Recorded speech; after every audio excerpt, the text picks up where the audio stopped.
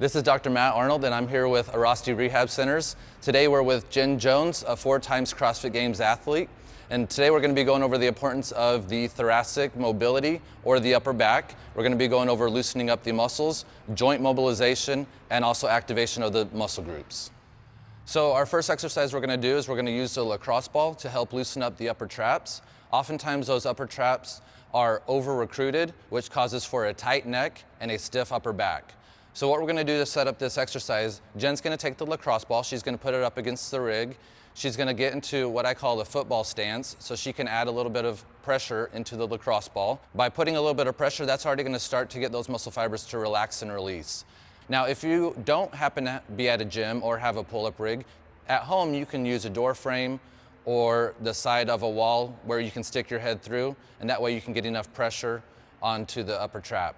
Next step we can do is she's going to bring her arm forward and up, going through a range of motion. That's going to help us to loosen up and relax different of these muscle fibers.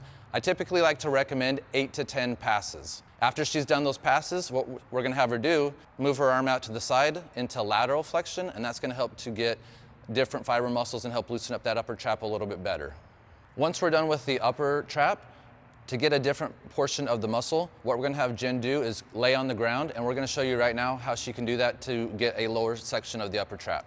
And for the second portion of this exercise, we have Jenn on the ground. This is going to help us to recruit a lower portion of that upper trapezius muscle. So what she's going to do, she's going to take the lacrosse ball, she's going to place it behind her back, just inside the shoulder blade. Now what she's going to do, she's going to take that arm, she's going to go through similar motions that she just did on the pull-up rig. So she's going to bring her arm full extension all the way back down. You want to try to do those 8 to 10 repetitions like we talked about before.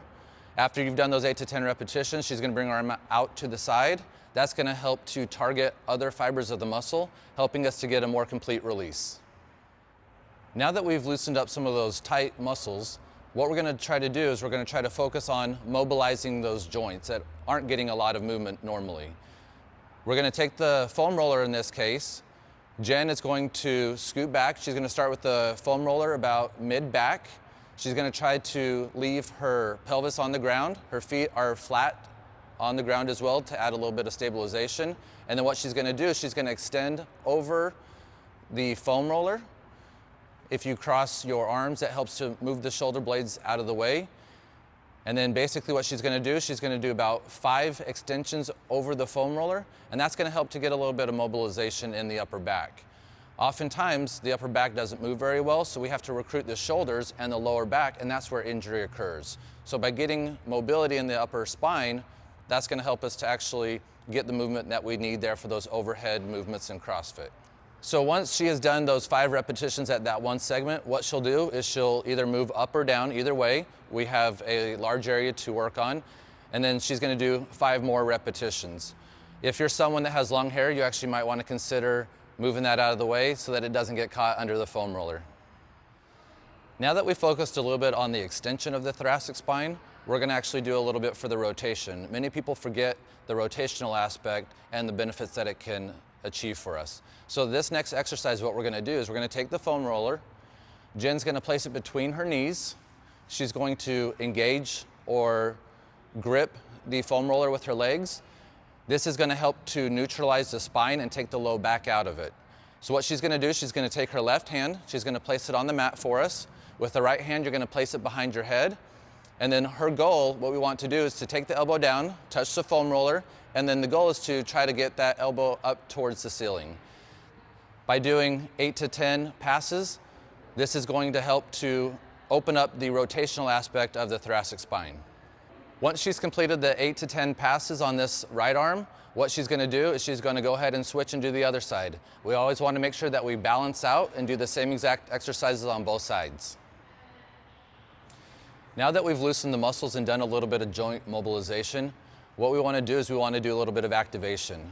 By activating the mid and lower traps, that's actually going to help us to get some more support where it needs it, instead of having our rotator cuff and also other muscle groups overactive, and that's how we get a lot of our shoulder and lower back injuries.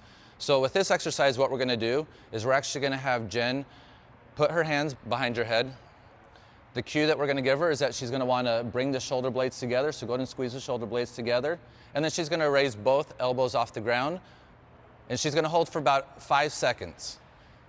We're going to do this for 10 repetitions, and basically we're just trying to wake those muscles up and get them activated and recruited. Once she's done those 10 passes, this is for the middle trap. We're going to go ahead and move on to the lower trap activation. What she's going to do, she's going to go ahead and straighten her arms out in front of her. We're going to give her the same cue where we want her to squeeze the shoulder blades together. Now by lifting the thumbs or by lifting the hands off the ground, she's going to hold this for about 5 to 10 seconds as well. And we're going to do 10 repetitions as well. This is also meant to just activate that muscle and recruit it, getting it ready to work. Thanks for joining us today, and thanks to Jenn Jones for being our awesome model. Hopefully this has been very beneficial. Tune in again next time for our next edition of Mobility Mondays.